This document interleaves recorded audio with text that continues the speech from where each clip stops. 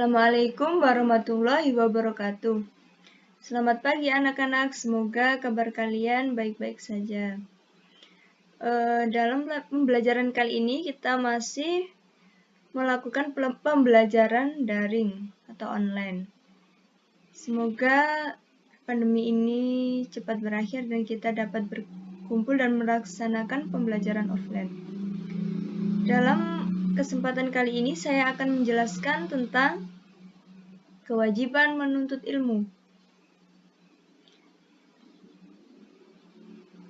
Apa itu kewajiban menuntut ilmu? Nah, Ibu akan membahas dalam berbagai penjabaran yang bisa dilihat di peta konsep atau mind map di samping. Yang pertama, kewajiban menuntut ilmu terdapat dalam Al-Quran dan hadis. Yang pertama, terdapat dalam Quran surat Al-Mujadalah ayat 11. Yang kedua, terdapat dalam Quran surat Ar-Rahman ayat 33 dan terdapat dalam hadis. Saya akan membacakan surat Al-Mujadalah ayat 11. A'udzu billahi minasyaitonir rajim. Bismillahirrahmanirrahim. Ya ayyuhalladzina amanu idza qila lakum tafassahu fil majalis fafsahu yafsahillahu lakum wa idza qila ansuzu fansuzu yarfa'illahu alladhina amanu minkum walladhina utul ilma darajat wallahu bima ta'maluna khabir. Yang artinya, hai orang-orang beriman, apabila dikatakan kepadamu, berlapang-lapanglah dalam majelis, maka lapangkanlah, niscaya Allah akan memberi kelapangan untukmu. Dan apabila dikatakan, berdirilah kamu, maka berdirilah, niscaya Allah akan meninggikan orang-orang yang beriman di antaramu dan orang-orang yang diberi ilmu pengetahuan beberapa derajat, dan Allah Maha mengetahui apa yang kamu kerjakan. Ya, dapat disimpulkan dalam kandungan surat Al-Mujadalah, yaitu Allah akan meninggikan derajat orang yang mau menuntut ilmu. Kita sebagai umat Islam, kita wajib untuk menuntut ilmu, karena supaya kita dapat membedakan suatu hal yang buruk dan yang baik, yang hak dan yang batil. Yang selanjutnya yaitu surat Ar-Rahman ayat 33. A'udzu billahi minasyaitonir rajim. Bismillahirrahmanirrahim.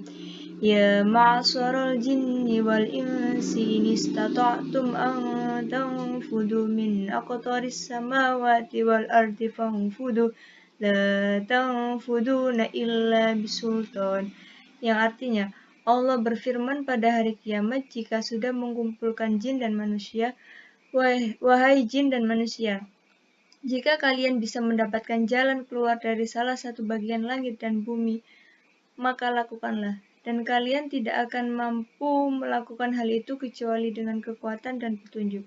Dari mana kalian mendapatkan itu?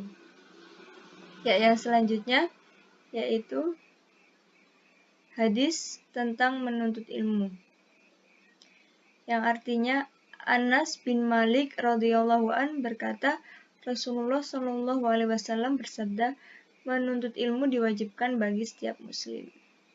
Ya, dapat kita ketahui bahwa umat Islam harus atau wajib untuk menuntut ilmu. Hadis yang kedua yaitu yang artinya Anas bin Malik radhiyallahu an berkata, Rasulullah Shallallahu alaihi wasallam bersabda, barang siapa pergi untuk menuntut ilmu, maka dia berjuang di jalan Allah Subhanahu wa taala sampai pulang. Nah, dapat dilihat bahwa kita harus menuntut ilmu. Di samping kita akan mendapatkan pahala, kita juga akan mendapatkan pengetahuan yang nantinya akan membawakan kita ke jalan yang benar, yang menuntun kita agar tidak tersesat dan selalu berada di jalan Allah. Yang selanjutnya yaitu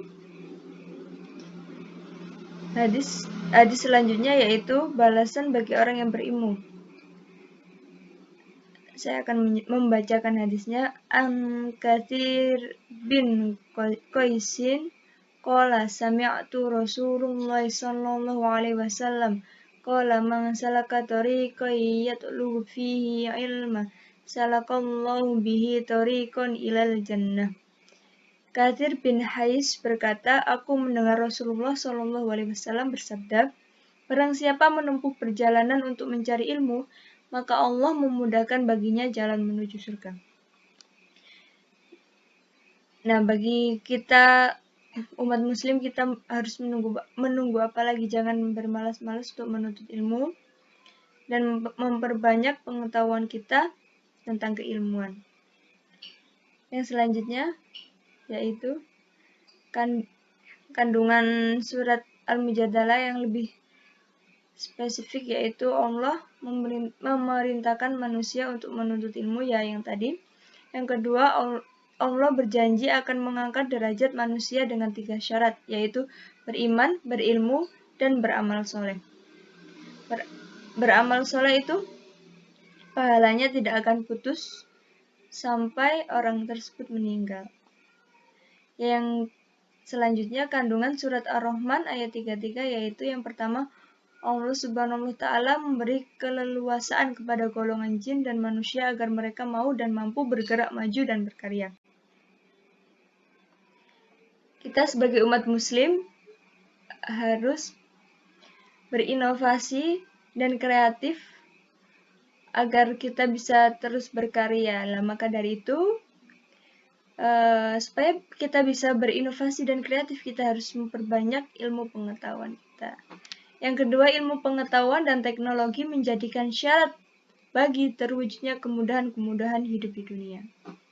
Kita sebagai umat Islam harus memperkaya ilmu pengetahuan agar kita bisa berkarya, berinovasi, dan kita akan mudah untuk mengetahui sesuatu yang belum kita ketahui. Yang ketiga, Allah Subhanahu wa Ta'ala telah menganugerahkan akal kepada manusia yang tidak diberikan kepada makhluk lain, sehingga umat manusia mampu berpikir kritis dan logis. Kita bandingkan saja dengan hewan-hewan hanya mempunyai insting, tidak mempunyai akal, dan dia tidak bisa berpikir dan tak bisa menentukan mana yang baik dan mana yang buruk, mana yang boleh dilakukan dan mana yang tidak boleh dilakukan.